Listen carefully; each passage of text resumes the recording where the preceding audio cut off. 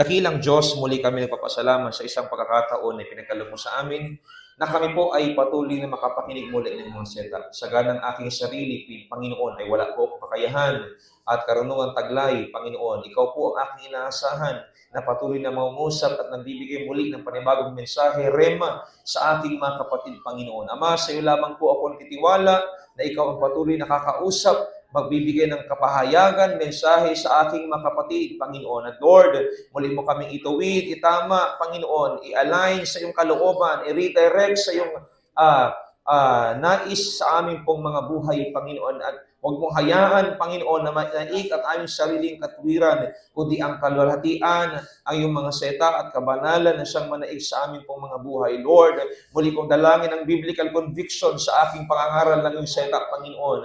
Hindi ako maitaas, makilala, kundi ikaw, Panginoong Yesus. Hallelujah. Gamitin mo lamang ako muli bilang spokesperson, Panginoon, sa buhay ng bawat isa, Panginoon.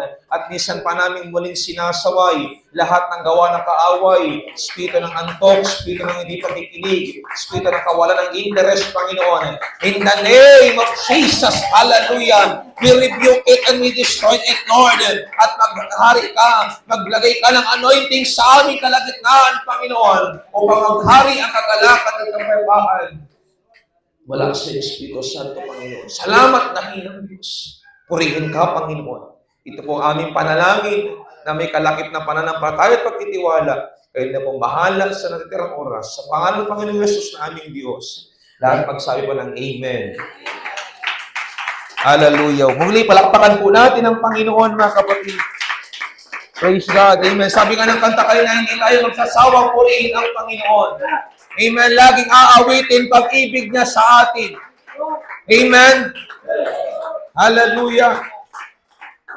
Sabihin natin sa ating katabi ang pamagat ng ating mensahe, mga kapatid. Pamagat po itong His Wonders in the Wilderness. His Wonders in the Wilderness. Sa wikang Tagalog, para may dating mga kapatid, ang kanyang kadakilaan sa gitna ng desierto. Pwede rin ang kanyang kabutihan sa mga desierto. Praise God. Hallelujah. Ulit rin mga kapatid, may tindig at diin. Ang mga kabutihan ng Diyos sa disyerto. Ang mga kadakilaan ng Diyos sa disyerto. Praise God. Pwede ba sabihin sa katabi mo, kapatid, mabuti ang Panginoon. Amen. In the midst of wilderness, kasi sa gitna ng disyerto, mga kapatid, naroon ang kabutihan ng Panginoon. Amen. Amen. Hallelujah. Praise God. Makakapo po kayo lahat, mga kapatid. Komportable. Praise God. Mga kapatid sa Panginoon, ang konteksto ng Nehemiah 9:11 hanggang 23 ay ang mga Levita ay nagsasalita, nagpapahayag, mga kapatid, ng mga kadakilaan, himala, milagro, kababalaghan, at kamanghamanghang ginawa ng Panginoon sa kanyang bayan. Kanilang sinasariwa ang kabutihang, hallelujah, binigay o ginawa ng Panginoon na kanila pong nasaksihan. Maging nung panahon pa ng kanilang mga ninuno, mga kapatid. Amen? Kaya nga po meron tayong awiting, "It's so good to remember the goodness of God." Kay gandang alalahanin, kabutihan ng Diyos. Kay gandang alalahanin, ginawa ng Diyos. Sapagkat sila ng panahon ni Nehemiah ay nasa bagong season, nasa bagong panahon na kung saan ay mula man sa pagkakabihag, ay muli silang binalik ng Diyos sa kanilang bayan. Upang itayong muli ang templo, itayong muli ang mga gusali, itayong muli ang mga establishmento sa Jerusalem noong panahon ni Nehemiah. Binigyan sila ng pagkakataon ng Panginoon upang ang syudad ay muling maitayo para ingatan sa laban sa mga kalaban, mga kapatid. At buo ang kanilang loob na ito'y muling maitayong muli, mga kapatid. Sa pangunan ni Nehemiah at ni Ezra bilang eskreba, hallelujah, at Levita sa panahon niya, mga kapatid, ipinahayag nila ang mga salita ng Diyos at kabutihan ng Diyos sa kanilang mga kababayan. Ito rin ang dapat nating gawin at dapat nating taglayin sa buhay natin, mga kapatid. na tayo ay naglilingkod bilang iisang pamilya, iisang mananampalataya sa atin pong Panginoon. Wala po tayong ibang sasabihin sa ating kapwa kapatiran, mga kapatid, kundi ipapahayag, ipapaalala natin ang mga kabutihan ng Diyos sa kanilang mga buhay. May mga pagkakataon kasi nakakalimutan ng iba ang kabutihan ng Diyos. Maraming iba sa atin may amnesia, mga kapatid. Yung himala, milagro ng Panginoon nakakalimutan. Kaya nga minsan nakakalimutan na rin natin ang gawain ng Panginoon kasi nakakalimutan na rin natin kung gaano kabuti ang Diyos sa buhay natin, mga kapatid. I want to preach this kayo tanghali ito, mga kapatid. Ilan pa kaya sa atin ang nakakaalala na lahat ng ginawa ng Diyos? Ang nakakaalala kung gaano siya kabuti, gaano siya katapat, gaano siya pumugon, gaano siya nagimala sa ating mga buhay. Come on, kausap ko kayo, mga kapatid. Ilan pa kaya sa atin na nakakaalala ng mga ginawa ng Diyos para hindi natin makakalimutan ang gawain ng Diyos at mga gawain ng ating Panginoon. Hallelujah. If you feel convicted, just praise the Lord. If you feel convicted, just say amen. I agree.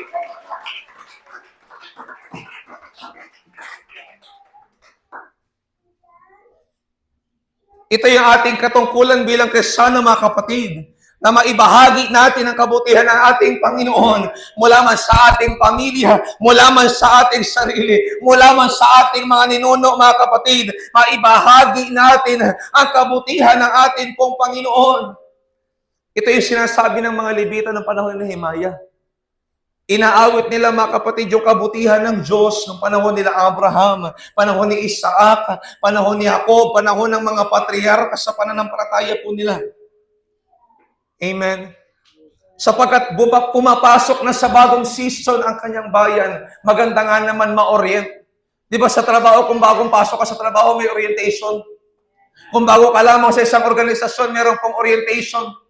I-orient ka, i-inform ka, ito yung gagawin mo. Ito yung ginawa na nakaraang administrasyon. Ito yung ginawa na nakaraang mga aplikante. Ito yung ginawa na nakaraang mga miyembro na pwede mo rin gawin na makakatulong sa iyo, magbibigay ng benepisyo sa iyo.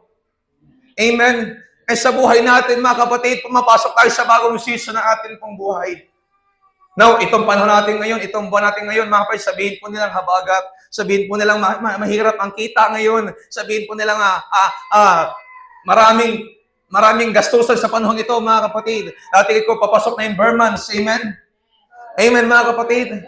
And ramdam natin, isa season na ito, at kapag dumating yung season na ito, mga kapatid, hallelujah, maraming nahihirapan sa atin financially. But it's good thing na maipaalala sa atin, mga kapatid, noong January hanggang June, ang Diyos natin ay Diyos ng provision. Ang Diyos natin ay Diyos na nag-ingat. Ang Diyos natin ay Diyos na nag-himala. Siya'y nagbigay ng tuition sa mga anak. Siya'y nagbigay ng allowance sa mga bata.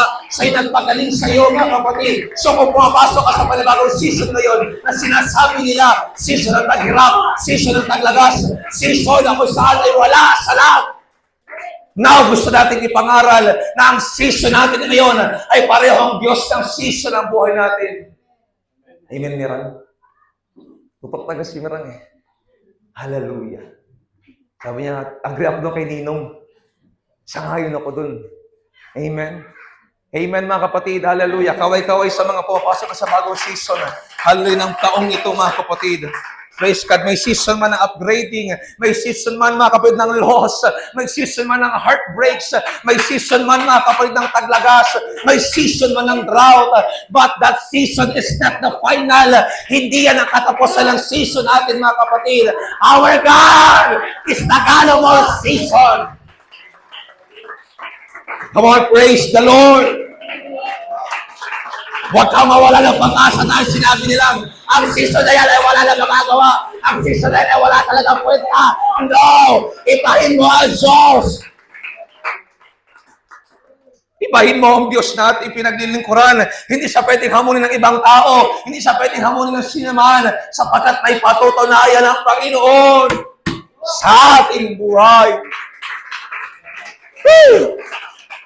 Puro po sa nayalala po. Hallelujah! Thank you, Jesus. Amen. Yaong makakapagpalakas ang kanilang ibinahagi, hindi yung nakapagpahina sa kanilang pananampalataya. And actually, mga kapatid, mga bagong generation na itong pumasok, mga bagong henerasyon na ito ng mananampalataya sa kanilang panahon. May ilan na natira nung panahon pa ng huling henerasyon, mga kapatid, na nabuhay muli para ma-rebuild muli ang templo at ang gusali ng Jerusalem. Pero ang ganda ng kanilang narinig, pinaalala sa kanila yung Diyos nila ay Diyos ng kanilang mga ninuno. Ang Diyos nila ay Diyos ng pag-asa noong panahon at pag-asa pa rin ngayon. Diyos na siyang hindi nagkaila sa kanila. Diyos na hindi sila iniwan.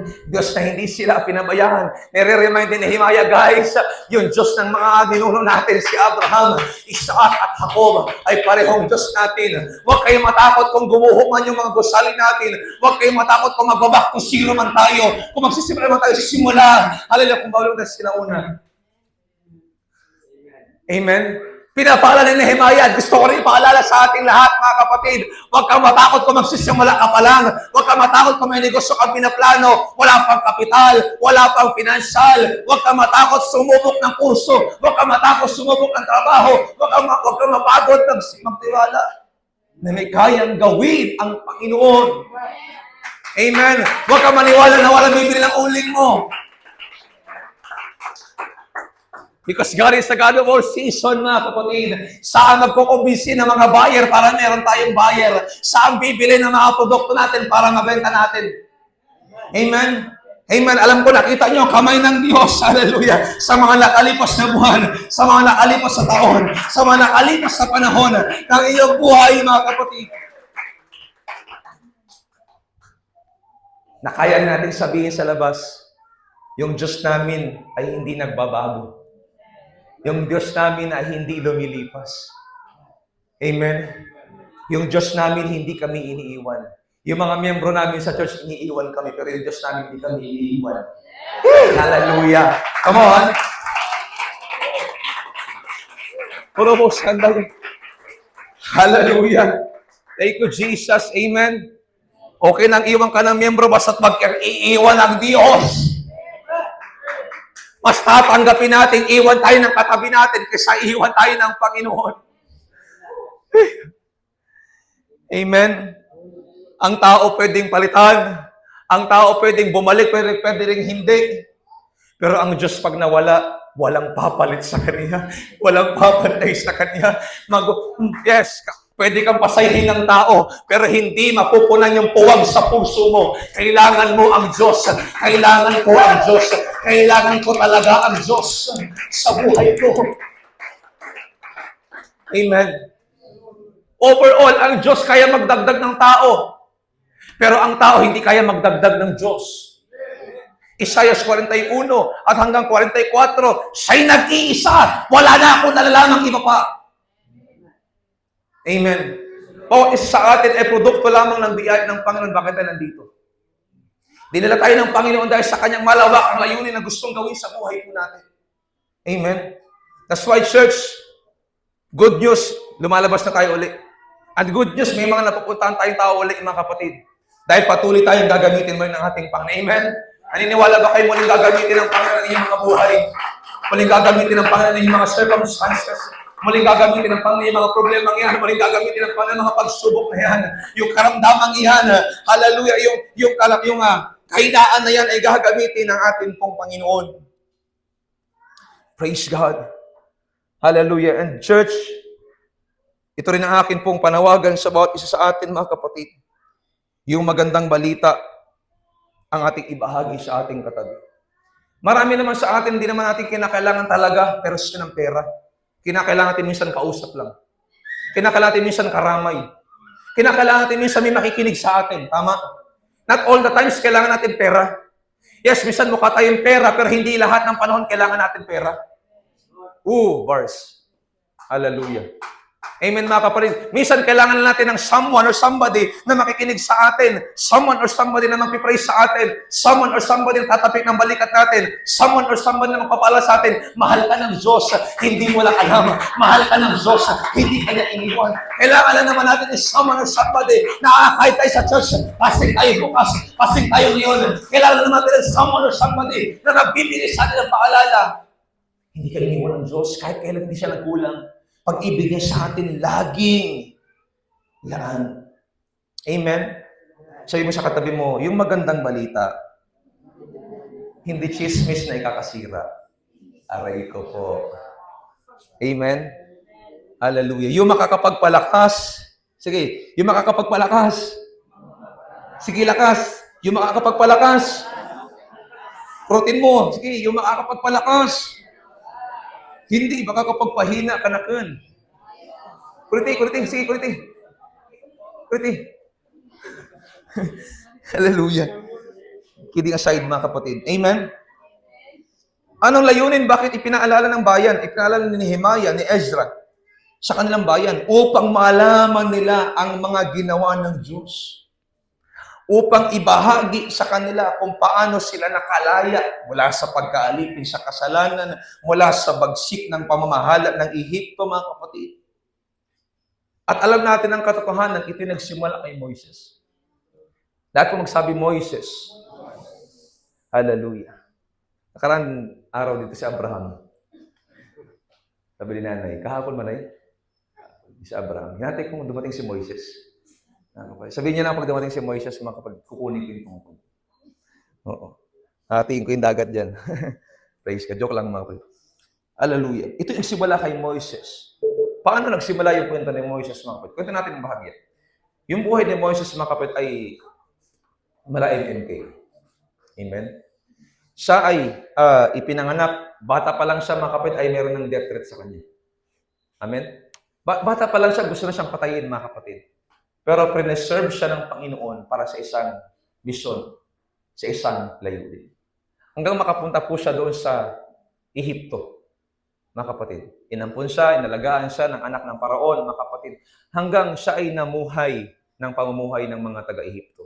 Kultura, talino, kakayahan, kayamanan, ay kanya naranasan sa Ehipto.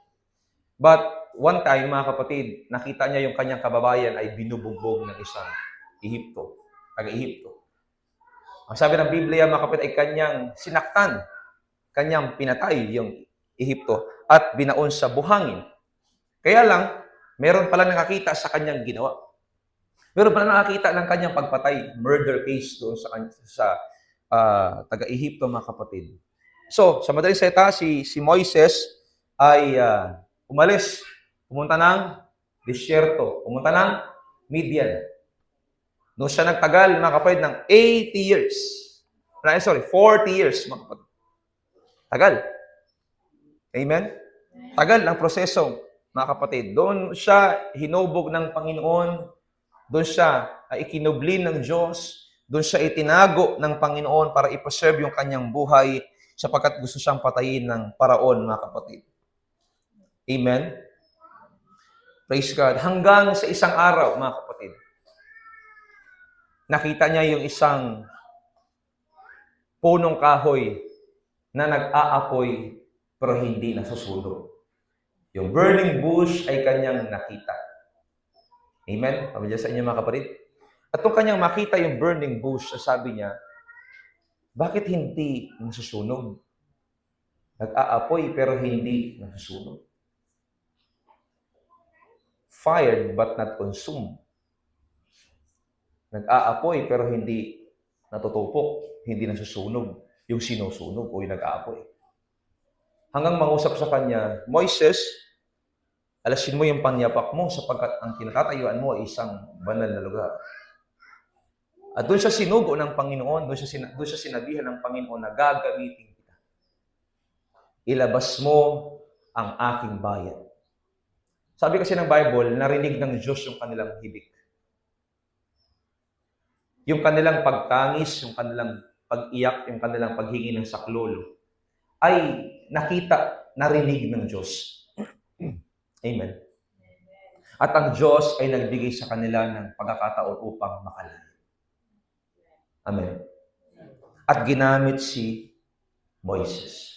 Pero bago siya gamitin, doon muna siya sa disyerto. Amen. Bago siya dumating sa disyerto, doon muna siya nagaling sa Ehipto. Sa Ehipto, meron siyang nakaraan. Sa Ehipto, meron siyang atraso. Sa Ehipto, wanted siya, parang atong ang. Sa Ehipto, mga kapatid, hallelujah, markado na siya. Bumalik ka lang dito, hindi ka na makakabalik ng buhay. Pero saan siya dinala ng Panginoon? Sa desierto. Doon siya hinubog ng Panginoon. Doon siya kinatagpo ng Diyos. Ang gandang makita na bagaman si Moises may nakaraan, pero ang Diyos willing siyang gamitin. Ilan sa atin ang may mga nakaraan, madilim, masalimuot na nakaraan. Pero salamat pa rin sa Panginoon, binibigyan tayo ng Diyos ng pagkakataon upang gamitin pa rin sa kanyang gawa. Amen? Natatay tayo sa pulpit, not by our own strength and our own ability, but only the grace and mercy of God. Na talagang mawala tayong ibang masasabi, habag lang ng Diyos, ba't nandito ako? Biyaya at pabor lang ng Diyos, ba't ako nandito? Amen? Kung meron man sa atin, nakatingin pa rin sa ating pagkakamali at nakaraan, I'm here to preach to you, mga kapatid. May Diyos na kaya magbigay ng pagkakataon sa buhay. May Diyos na kaya kang gamitin pa rin. Amen? Patuloy mo lang ibigay ang buhay mo sa Panginoon. Patuloy mo lang ipagkaloob yung lakas mo, yung ability mo sa ating Panginoon, yung availability mo sa ating Panginoon. At ang Diyos ay kaya kang gamitin. Lahat naman tayo bunga at resulta ng nakaraan, pero hindi tayo bilanggo ng nakaraan. Pwede pa rin tayong bumangon, pwede pa rin tayo magsimula muli, pwede pa rin tayo magpatuloy kasama ang Panginoon. At ang assignment calling na pinapagawa sa atin ng atin pong Panginoon. Kung si Moises patuloy na ginamit ng Diyos, sino tayo para hindi gamitin ng Panginoon? Maraming Bible character, mga kapatid, ang madilim ang nakaraan, David, Moses, hallelujah, ginamit sila ng atin pong Panginoon. Even mga disciples, ginamit sila ng atin pong Panginoon, mga kapatid. And sino tayo para hindi gamitin ng Diyos? Kaya nga, kung titingin tayo sa atin pong buhay, pwedeng madismaya po tayo, pwedeng panghinaan tayo ng loob, mga kapatid. Pero pwede rin naman tayo mapalakas sapagkat hindi tayo mag-isa, mga kapatid, na nagkulang, nagkamali, bumagsak, hallelujah, pero muling binangon ng Panginoon, muling ginamit ng Diyos. Kagaya ni Moises na sinasabi ng Panginoon sa kanya, pumunta ka sa Paraon, sabihin mo sa kanya, palayain mo ang aking bayan. Sabi ng ibang salin, palayain mo ang aking mga anak. May firstborn, ang aking panganay. Palayain mo sila. Interesting, sapagkat ginamit pa ng Diyos ang tao para palabasin ang kanyang bayan. Pwede namang gawitin ng Panginoon ang isang makapangyarihang galing sa Kanya na makatakas na lang yung kanyang mga kababayan o kanyang bayan. Amen? Pero ginamit pa rin niya ang taong si Moises, mga kapatid. Amen? Ano ang ibig sabihin sa tang Moises? Yes, sinagip. Yung kanyang pagkakasagip mula sa death threat nung siya'y bata pa, nasa pangalan niya na yun. Sinagip ka. But here's the good news, mga kapatid. Yung kanyang pangalan, hallelujah, hindi lang basta pangalan. May nakadikit sa kanyang pangalan, gagamitin kita. Kung minsan kitang sinagip, sasagitin mo rin ang iba. Kung minsan kitang tinulungan, tutulungan mo rin ang iba. Kung minsan kitang ginamit, gagamitin ka rin para sa iba. Amen? Ano man ang pangalan mo, kapatid, hallelujah. Ano mang birthright meron ang magulang mo sa noon. Wala na yun, yung mga bagay na yun, mga kapatid. Ikaw ay anak na ng Diyos. Dati mo man pangalan ay anak ng teteng, anak ng magaling, anak ng tinapay, hallelujah. Pero ikaw ay anak na ng Diyos ngayon, mga kapatid. Amen. Gagamitin ka ng Panginoon, mga kapatid. Yung pangalan na yan ay gagamitin ng Panginoon para magdala ng ibang tao. I remember Rachel, asawa ni Jacob. Si Rachel, nung ipagbubuntis niya, ipapanganak niya si Benjamin. Ang unang pangalan ni Benjamin habang binubuntis niya is Benoni. Ang Benoni, anak sa hirap. Tagas kampayo, Benoni. Nahirapan kasi si Rachel that time. Rachel, isa lang. Amen? Sabi, ang pinangalan ni Rachel kay Benjamin, Benoni. Anak sa hirap. Pero nung mamatay si Rachel, hey, church, nung mamatay si Rachel, binago ni Jacob yung pangalan. Kung yung pangalan mo na sinabi ng nanay mo, Benoni, pangalan mo na ngayon, Benjamin, son of the right hand. Palakpakan natin ang Panginoon. Kung yung pangalan ng nanay, ang pinangalan siya ng nanay mo, anak ng teteng ka, anak ng magaling ka, anak ng tinapay ka, tigas ng ulo mo. Mga kapatid, may birthright man sila doon, mga kapatid. Pero hallelujah, ang Diyos ay nagbibigay ng bagong pangalan, nagbibigay ng bagong pagkatao, nagbibigay ng bagong puso, mga kapatid. Amen? Amen, mga kapatid. Nagbibigay ang Diyos ng bagong pangalan, ng bagong identity, mga kapatid. Amen. Tama yung sinasabi ng kanta, mga kapatid. He picked me up. He turned me around. He placed my feet on solid ground. I thank the Master. I thank the Savior. I thank God. Because He filled me up. He changed my name. Forever free and not the same. I thank God. Amen. Pasalamatan natin ang Panginoon sa mga bagong pangalan na binigay ng Diyos. Yung dating Dodoy na sabi nila kawatan, hindi na ngayon Dodoy ngayon, mga kapatid. Hallelujah, yung dating Dodoy na sinasabi nila nagpapadulas-dulas sa nyog, mga kapatid, hindi na yun yung Dodoy, mga kapatid. Amen. Hindi na yun yung Nonoy na nangangawat ng manok dati, mga kapatid. Hallelujah. Na hindi nagpapaalam ng malunggay.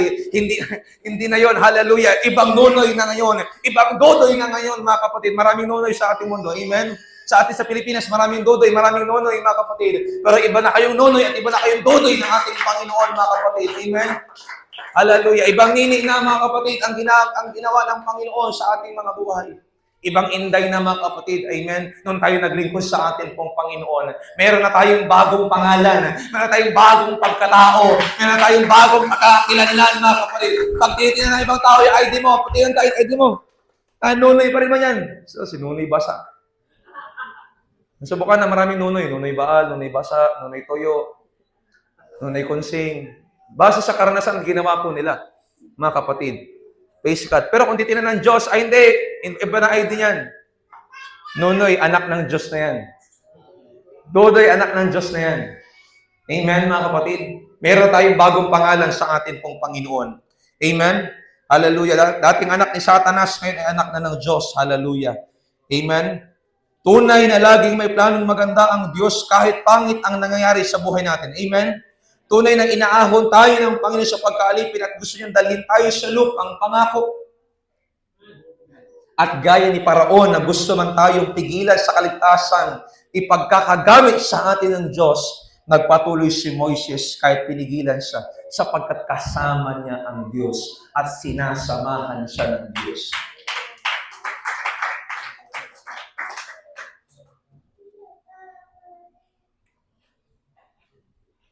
Kaya alam niyo, mga kapatid, pinatunayan ng Panginoon kay Moises sa isang himala na may plano siya sa kanyang bayan. Na may plano rin siya kay Moises. Bakit? Pagkalabas pa lang nila, ano kagad bumungad sa kanila? Dagat na pula. Amen, mga kapatid. Dagat na pula. Na kung saan ay dun hahatiin. Pero bago hatiin ang paalala ng bayan, ng Panginoon sa bayan, stand still. Manatili kayo. Huwag kayong mapapauga. Huwag kayong makikilos. Huwag kayong aalis. Stand still. Sabi ng verse kanina, mga kapatid ng bata, Exodus chapter 14, the Lord will fight for you. You need only to be still. Ibig sabihin, manatili ka. Manatili kayo. And nasa desierto pa rin sila, pero nakita na nila ang himala ng Diyos. Kaya nga nung hatiin, mga kapatid, yung dagat na pula, dumaan sila sa tuyong lupa. Mantakin mo, buhangin na may dagat, nung hinati, may dagat pa rin, pero tuyo yung lupa. Gaano kahimala o mapaghimala ang Diyos natin? Gaano ka makapangyarihan ang Diyos natin? Alam niyo, ang Diyos may kayang biakin sa buhay natin na magbibigay din ng tuyo. Na magbibigay ng himala, magbibigay ng wow moment sa buhay natin, mga kapatid. May mga pagkakataon may binibiyak ang Diyos na akala kasi natin hindi kayang gawin ng ating Panginoon. Amen? Ang ibig ko sabihin, may mga ginagawang milagro ang Panginoon. May mga ginagawang himala ang Panginoon, mga kapatid. Alam niyo, kung hindi biniyak yung dagat na pula, hindi talaga lubusang maniniwala ang bayan. Napansin niyo ba, hindi nagpadala ang Diyos ng balsa. Hindi nagpadala ang Panginoon ng mga Coast Guard Hindi nagpadala ang Panginoon ng isang malaking barko, isang malaking yate, o malaking lansa para dalhin sila patawid ng kabila. Bakit hinati pa ng Panginoon? Kasi gusto niyang ipakilala sa bayan, totoo yung sinabi ko sa inyo. Ako'y makapangyarihan sa lahat. Amen? Doon pa lang nagpakilala na ang Panginoon sa kanila na siya ay makapangyarihang Diyos. Palakpakan natin ang Panginoon. Hanggang makita nilang tinabunan ang mga Ehipto at mga kawal. At pagkatapos nilang makatawid sa dagat, pinuri nila ang Diyos. Amen? Sa buhay natin, mga kapatid, ganon din dapat. Mga himala, milagro, kababalagang ginawa ng Panginoon, marapat siyang purihin. Amen? Marapat siyang itaas, marapat siyang luwalhatiin, marapat siyang sambahin sa atin pong mga buhay. Gaya ng sabi ng kanta, O Diyos, ika'y karapat-dapat pag-alaya ng pagsamba, pagmamahal at pagdakila, tanging sa iyo, aming Ama. Amen. Sapagkat sa lahat nga naman ng kabutihan ginawa ng Panginoon, marapat siyang purihin, marapat siyang pasalamatan, do not imitate the nine. Amen. Naalala niyo pa, do not imitate the nine. Huwag niyo gayahin yung siyam, gayahin yung isa. Magbabalik ako sa Panginoon. Pupurihin ko ang Diyos. Sasambahin ko ang Panginoon. Kaya purihin natin ang Diyos sa mga himala niya sa buhay natin, mga kapatid. Purihin natin ang Panginoon sa mga kabutihan niya sa disyerto. Amen. Hallelujah. Salamat sa Panginoon sa mga disyerto. Walang tubig, walang pagkain, may halaman man, cactus lang, may tinik pa. Walang resources. Pero salamat sa Panginoon sa mga disyerto. Doon tayo natuto. Amen. Salamat sa Panginoon sa mga kahirapang dumaan sa buhay natin, doon tayo natuto magtipid. Salamat sa Panginoon sa mga utang, yes, natuto tayo mag-budget ng pera. Amen? Come on. Salamat sa Panginoon sa mga kahirapan, salamat sa mga pagtitiis. Salamat minsan kahit nag-uulam tayo ng kape at TM, toyo mantika, mga kapatid. Hallelujah. Dahil natututo tayo magpasalamat at makontento sa Panginoon. Amen? Pero natin palakpakan at pasalamatan ng Panginoon sa mga kahirapan at pinararanasan. So sorry ka na lang, hotdog ang ulam namin. Wow, congrats.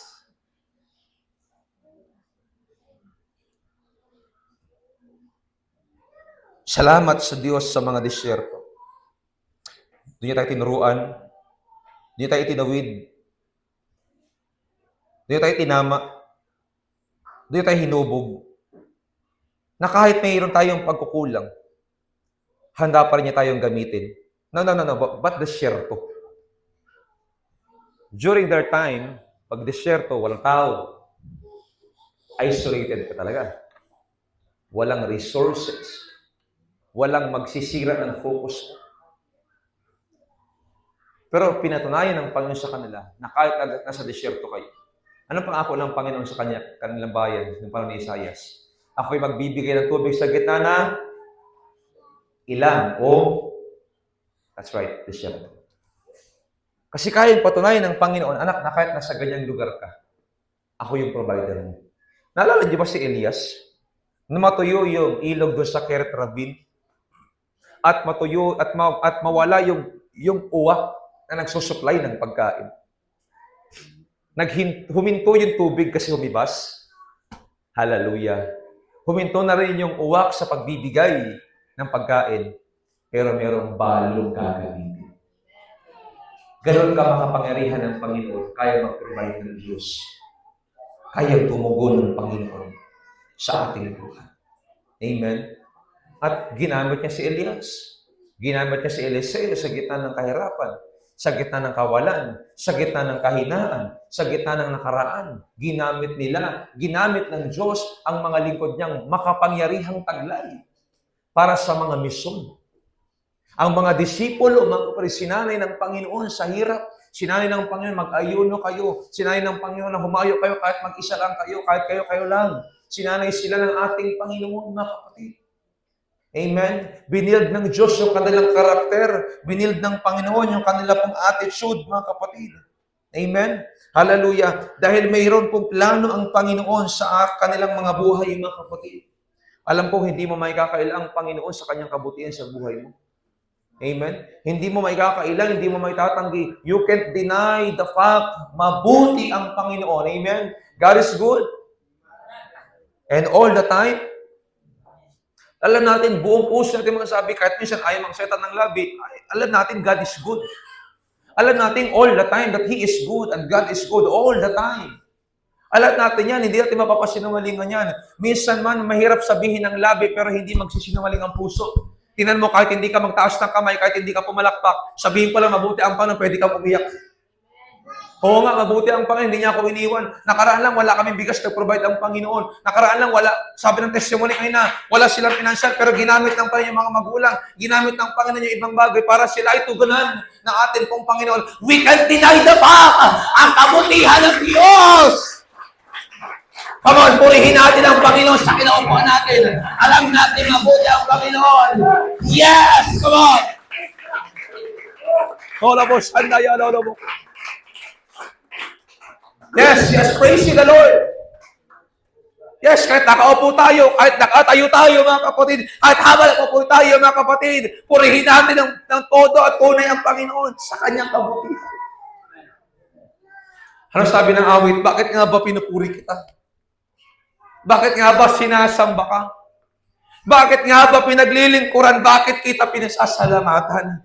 Nais kong purihin ka, hindi dahil sa himala, hindi dahil sa mga pagpapala, kundi dahil sa ikaw.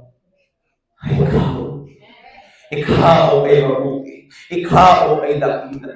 Ikaw ay makapangyarihan. Ikaw ay hindi nagbabago. Ikaw ay hindi bumubukas. Ikaw ay hindi lumilipas. Ikaw, Lord. Ikaw, Lord. Ikaw magpakailanman. Dahil sa ikaw ay ikaw. Hallelujah.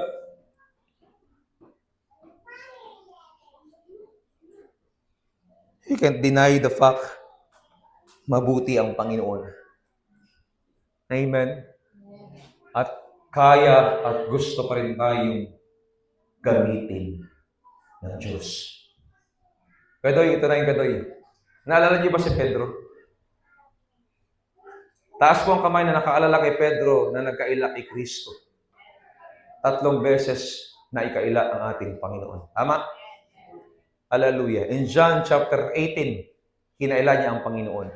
3 beses. Mga kapatid. Kung gaano katibay yung sinabi niya, kahit kamatayan, hindi ka iiwan. Ganon kabaluktot yung nangyari sapagkat ikinaila niya ang Panginoon. Totoo yung sabi ng Panginoon sa kanya, Pedro, sinasabi ko sa iyo, bago tumilaok ang manok 3 beses mo akong ikakatuwa. Nangyari po? Nangyari, mga kapatid. But here's the good news, mga kapatid.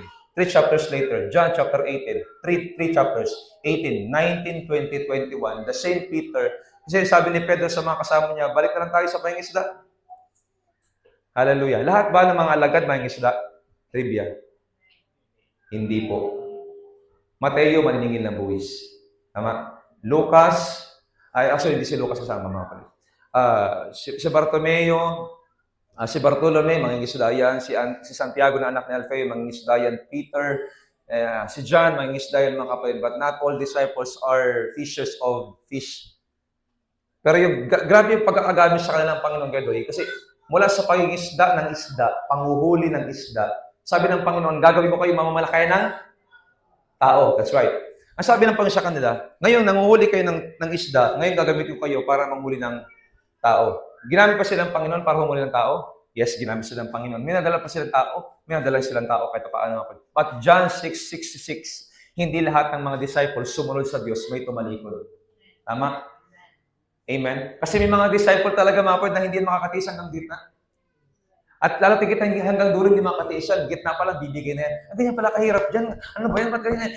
Lagi magpalda. Ba't lagi nakapantalon? Hindi rin mag-short na lang. Amen. Ba't ganoon? Ang taas ng standard ng Biblia, hindi ng sistema ng simbahan, Bible mismo. Alam niyo ba ang requirement ng Panginoon, mga kapatid? Deuteronomy 18. Thy people shall perfect themselves. Grabe ang pananampalataya ng Diyos, perfection. Hindi natin naabot yun eh. Kaya nga na tayo bumagsak eh. Amen? Pero ngayon, sinasanctify tayo ng Panginoon, inaaring banal tayo ng ating Panginoon, mga kapatid. At patuloy pa tayong inaaring banal ng ating Diyos, mga kapatid, sa pang-araw-araw nating pamumuhay. Talaga mahirap talaga mamuhay bilang Kristiyano. Amen? May tatanggalin, may ibabalik. May sisirain, pero may aayusin. That's part of discipleship. That's part of Christian life sa buhay po natin, mga kapatid ko sa Panginoon. Amen? Pero si Peter, na nagkaila sa Panginoon 3 beses, ano sabi niya sa mga kasama niya? Balik natin sa pangingisda. John 21, bumalik siya sa pangingisda. Nakauli sila ng isda, nung may nagpakilala sa kanilang isang Ginoo na hindi nila nakilalang si Jesus yun, nung magpakilala sa kanilang Ginoo, sabi nila, may huli ba kayo? Same experience, tama? May huli ba kayo? Tama? Tama? Ito yung katoy. May huli ba kayo? Ulit na tanong ng Ginoo na si Jesus pala. May huli ba kayo? Sabi ni Pedro, wala po. Ihuli ko sa kabila. So, kung ako si Pedro, teka lang.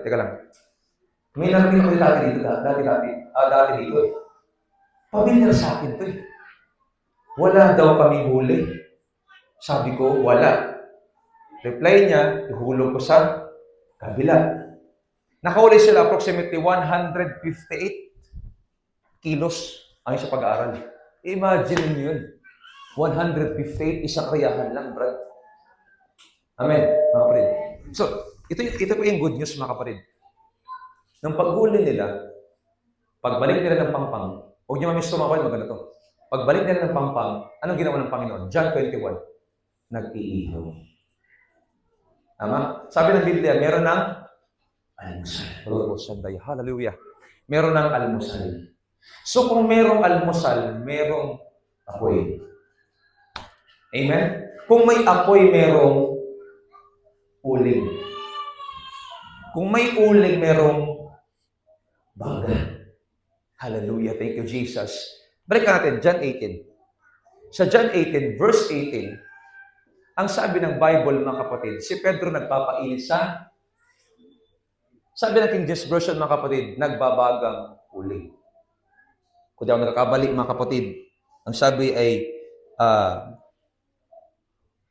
sigang uling. Amen? Nagpapaapoy siya doon. Actually, tapos siya nang i-deny ang Panginoon. Nagpapainit na lang siya doon kasi malamig nung panahon yun. Diyan pa ba kayo? Amen. Sige lang, abangan nyo lang ito, mga kapatid. Hallelujah. Tapos siya nang ikaila ang Panginoon. John 18 to, ha? At nagpapainit siya sa sigang uling. John 21. Pagpunta nila ng Pampang, may nag-iihaw. May naghanda ng almusal. At ang sabi rin ng Biblia, 21:9 ng Juan, may sigang uling. Hallelujah. So kung sa panahon ni Pedro ng panahon iyon, teka lang, pamilyar sa akin itong uling na. Maaaring may hint na siya kung sino yung kausap nila. Maaaring nag-iinisip na siya, si Jesus ba ito? Pero maaaring kumigili ko sa isip niya, pamilyar sa akin itong uling na ito. Yung uling na ito, yung nagbigay sa akin ng maraka para maalala ko kung paano ko pinailahan. Yung uling, yung sigang uling, yung nagpaalala sa akin, gaano ko ikinaila yung taong mahal ko. Yung sigang uling yung nagpaalala sa akin, na habang ako nagpapainit si Jesus na nilalamig dahil inuusig. Hallelujah. Hallelujah. Yung sigang uling yung nagpapaalala sa akin, yung usok, yung nagpapaalala sa akin na meron akong ikinaila, meron akong itinatwa, na meron akong hindi naging tapat sa Panginoon, na ako'y naging sinungaling sa Kanya. But the same sigang uling nung John 18, nung nakukonsensya siya, is the same sigang uling. Hindi para ipaalala sa Kanya, ito yung ginawa mo sa akin. Kasi, take note, hindi lang sigang uling, may almusal. May pagkain. Hindi galit si Jesus sa Kanya. Dahil sa ginawa niya, accept ni Jesus, oo, mali, ginawa mo, pero nandito ako para hindi paalala sa iyo kung ano yung ginawa mo. Nandito ako para ibalik kita.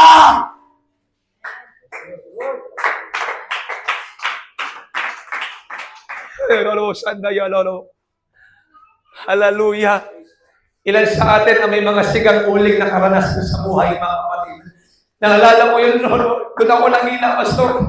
Doon ako bumagsak.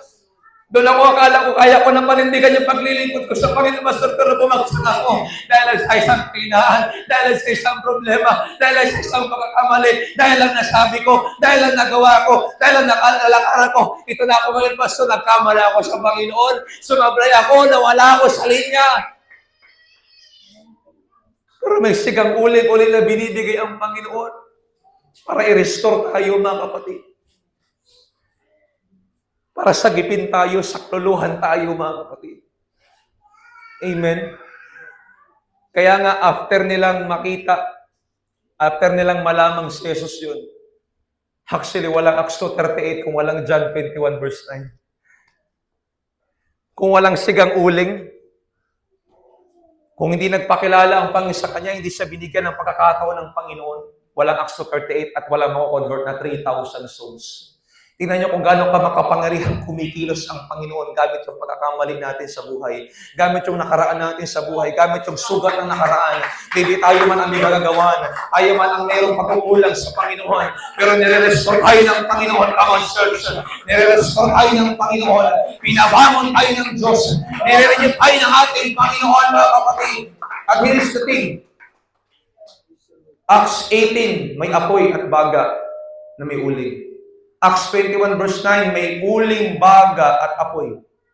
Acts chapter 2, bago sa mangaral, meron din munang apoy. Hallelujah! Amen?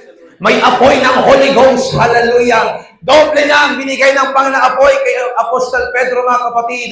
Patunay na gagamitin kita. May plano ako sa buhay mo. Huwag kang tumingin sa pagkakamali. Huwag kang tumingin sa nakaraan. Parang nalungkot na naman tayo dito. Sige lang. I'll do my best. I'll do my part. Hallelujah. Amen? Amen.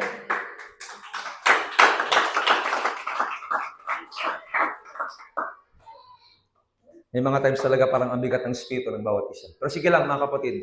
Hallelujah. Amen? Palapatin ang Panginoon, mga kapatid. Let us create an atmosphere of worship. Let us create, come on, praise the Lord.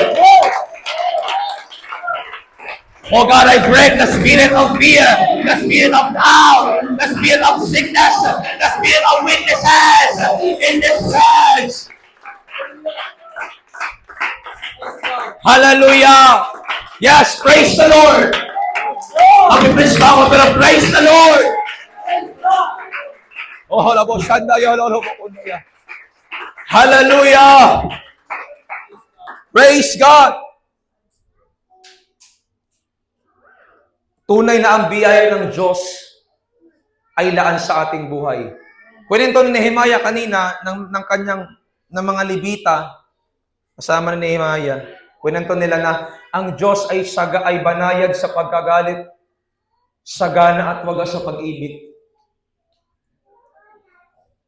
At tunay na ang biyaya ng Diyos ay laan sa ating buhay. Kaya nga, salamat sa biyaya ng ating Panginoon, mga kapatid, na nagbibigay sa atin ng pag-asa. Na ang gusto at layunin ng Panginoon, ang libro ng buhay natin sa wakas, ay maganda pa rin. Papayag ka ba, sabi ng libro ng buhay ni Brother Raymond, as si Brother Raymond ay tumigil sa paglilingkod. Papayag ka ba na ang libro ng huling wakas ng libro ng buhay mo, as si Nonoy ay tumigil sa pananampalataya? Maganda yung simula, pero ang pangit ng wakas. Paganda yung simula, maganda ang wakas. Amen, mga kapatid? Amen? Amen? Tingnan nyo kung gaano kabuti ang Panginoon, mga kapatid. Kung gaano kagandang ginawa yung atin pong umpisa ng pahina ng ating buhay, hanggang wakas ay gustong gawin ng Panginoon na maganda at mabuti. Sapagkat ang layunin niya, mga kapatid, ang libro natin ay maging maayos at maging mabuti. Amen. Salamat sa mga wilderness. Nandun yung kanyang kabutihan. Nandun yung kanyang katapatan sa ating buhay. Dumadaan ba tayo sa mga disyerto ng buhay natin, mga kapatid? Magtiwala ka. Si Pedro ginamit ng Panginoon.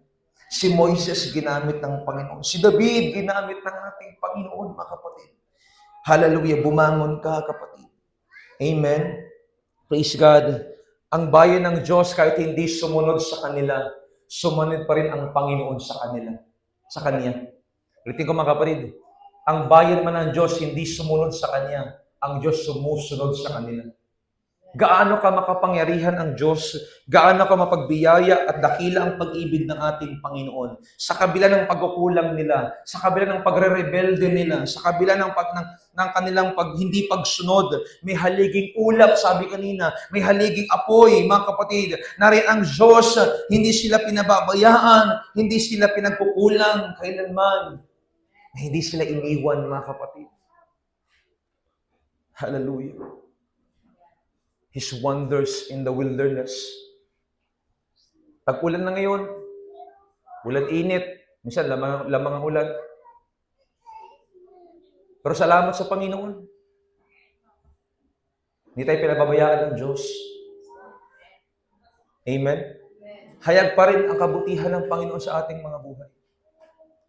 Taas yung gasolina, krisis sa pagkain, patuloy na karahasan sa ating bayan, sa ating lalawigan, sa ating bansa. Pero ang Diyos ay mabuti sa mga taga-FCJC. Amen. Hallelujah. Ang Diyos ay mabuti sa ating mga kapatid. Ang Diyos ay hindi nagbabago sa ating buhay. Napakabuti ng ating Panginoon. His wonders in the wilderness. Bangon tayo. Padayon tayo sa pangalagan. Mag-alagad sa atong Ginoo. Magpadayon, mga kapatid. I have decided to follow Jesus. No turning back. No turning back. Magpatuloy tayo sa paglilingkod sa Panginoon dahil gagamitin ka pa ng Diyos. Amen. Kung sa buhay ko, sa dami ng mali at pangit na nakaraan, kung tumigil ako, mga kapatid, wala na ako nakikitang pag-asa sa buhay ko. But thank God, salamat sa ating Panginoon. Grasya lang naman talaga ng Diyos ang lahat. Hindi ko rin kayang bumangon sa ganang aking sarili. Hindi ko kaya magpatuloy sa ganang aking sarili, mga kapatid. Hindi ko kaya maging kumpiyansa sa ganang aking sarili. Salamat po sa biyaya ng ating Panginoon. Amen. Yun yung nagagawa kapag marunong kang bumangon. Inaahon ka ng Diyos, yes, pinapalakas ka ng Diyos, pinagtitibay ka ng ating Panginoon, at muli niyang ipinag-akaloob ang kanyang banal na puso. Yung panalangin David, sabi niya, likhaan mo ako ng malinis sa puso at magbangon ka ng mabuting espiritu sa loob ko. Ibalik mo sa akin ang kagalakan ng aking pagkaligtas at huwag akong mahiwalay. Nare-recognize na, kinikilala niya na, Panginoon, ako po'y nagkamali, ako po'y nagkulang. But turuan mo ako, Panginoon, bigyan mo ako ng malinis sa puso. At magbangon ka ng mabuting espiritu sa loob ko. Ibalik mo sa akin ang kagalakan ng aking pagkaligtas at huwag akong mahiwalay sa iyong presensya. Amen. Church, ang Diyos ay nagbibigay ng pag-asa sa ating mga buhay.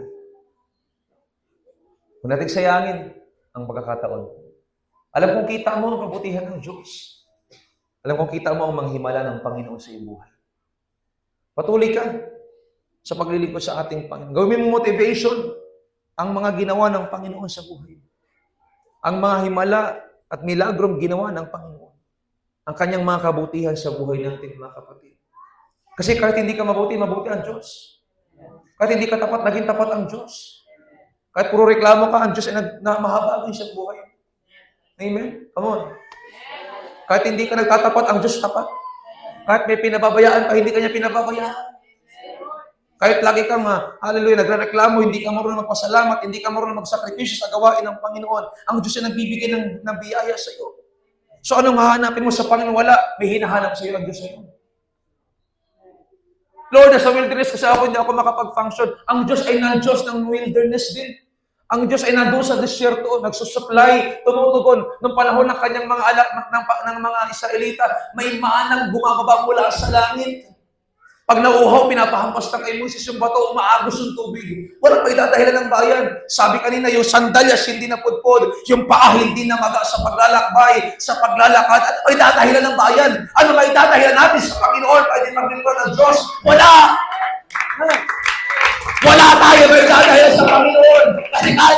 nagkamali ka, kahit nagkamali ka, hindi ka iniwan ng Diyos, hindi ka pinabayaan ng Panginoon.